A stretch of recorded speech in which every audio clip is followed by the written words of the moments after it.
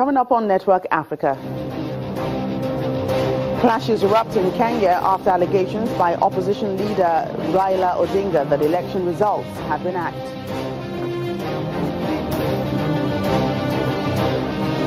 South Africa's main opposition Democratic Alliance vows to get President Jacob Zuma out of office.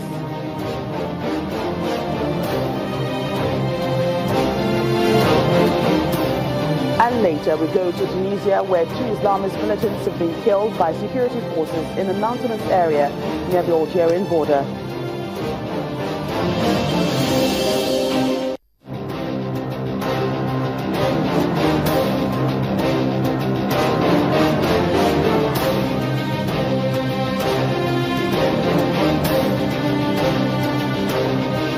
Welcome to the show. Police in Kenya have fired tear gas at supporters of opposition leader Raila Odinga amid high tension following Tuesday's closely contested election. The clashes erupted in Kisumu after Mr. Odinga addressed supporters in Nairobi, urging them to remain calm. He quickly added that he does not have control over the people. His running mate, Kalonzo Musyoka, also called for calm but said the opposition might call for unspecified action at a later date. President Uhuru Kenyatta had a commanding lead in votes as votes were counted, but Mr. Odinga claims the hackers broke into election commissions of computer systems overnight and committed massive fraud.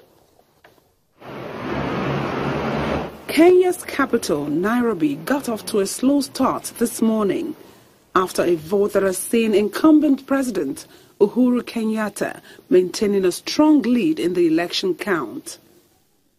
The Electoral Commission's website shows Kenyatta with 54.8% of the vote against 44.3% for opposition leader Raila Odinga, a margin of nearly 1.4 million votes.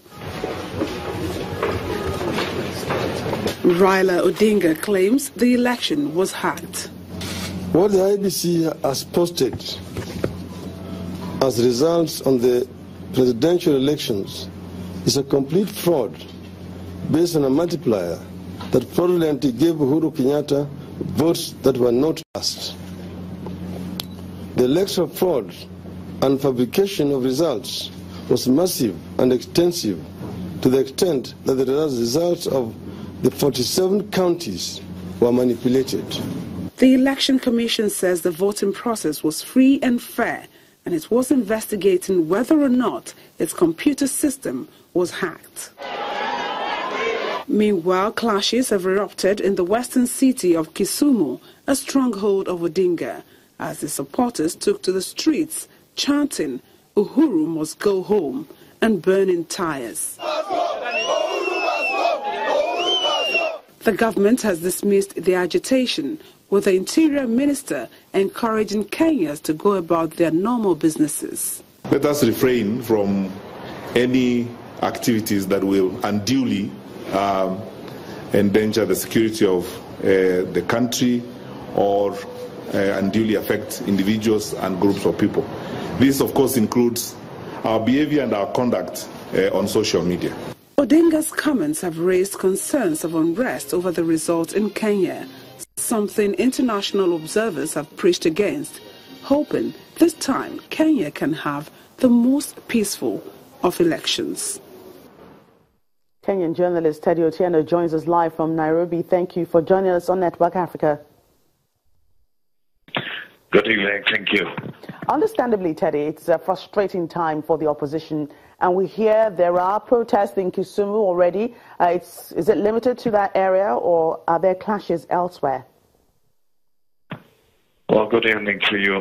The clashes are not limited to Kisumu because, as we're speaking, there's been a running battle between police and locals in the capital.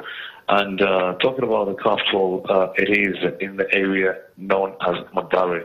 It is a slum area, and 2 people have been shot dead following confrontation between police and a group of protesters in the slum area of Madare, which is in the capital area. And this has been confirmed by the county police commander, Jafes Kome. Is there any credibility to Raila Odinga's claim about election fraud? Well, his claims are actually that the forms 34A and 34B should be made public. Why is it credible? One, the Court of Appeal made that ruling right before the election kicked off that all presidential presidential results will be announced at the constituency level, which is why the requirement of 34A and 34B is indeed legitimate. And following this, human rights activists and have been calling, or rather also added their voice to Raila's opinion, adding that IBC should actually go ahead and produce the form 34A and 34B so that comparison can be made between the results of the IEBC portal, that is the electoral agency's portal, and what is seen as the results projected on the forms 34A and 34B. If the claims are unfounded, what does this say about the people's choice to stick with the incumbent, as results, suggests already? Well, the protesters are very, very angry, as you can just tell from the videos circulating on social media and what we already have a channel series. And indeed, it is a sad situation here as they're trying to counterbalance with the loss of Raila Odinga in the race of this particular country's presidency, this particular year.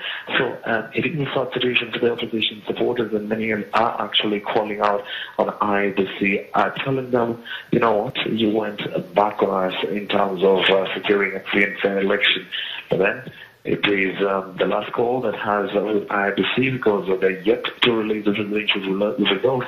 They're not going to release them tonight. They've just denied that on their social media accounts, and we're still waiting for the announcement of the final results by IEBC chairman Wafula Chebukati. Well, final results could be in pretty soon, but what do you think this could mean for Raila Odinga's political future? Do you think he could let it rest and, say that the president has won, or do you think he'll keep on trying and possibly, go to the courts? This is Raila Odinga's fourth trial at the presidency. This is the fourth time he's actually trying to occupy the top seat in the Republic of Kenya. So what does this mean? It actually means that his political future could be black, or rather his political future could actually be tumbling down in terms of politics.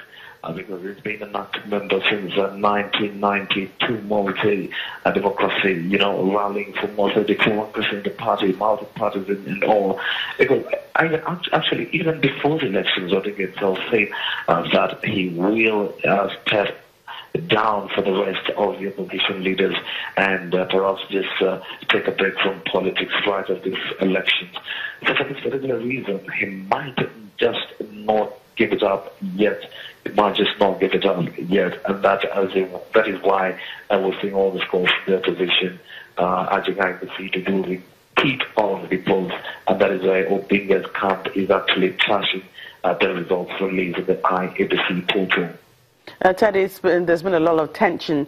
What has it been like covering these elections, knowing that you can be caught up in the violence at any time? Well, I've just picked this afternoon. I was researching the story in Mapari. Our vehicles had to reverse and even use the wrong lane because the youth were really, really agitated. It is a tense situation. It puts you in a very, very funny situation, more so as a journalist, because they really try to reach out and cover this particular story to bring it to life, to the public domain. It is actually it is one that puts your own life in danger. So for this particular reason, we have to be careful as journalists here. But then at the end of the day, we have to perform our duty as well. Thank you. Thank you so much, Teddy Otieno, talking to us there from Nairobi. He's been covering the Kenyan elections there.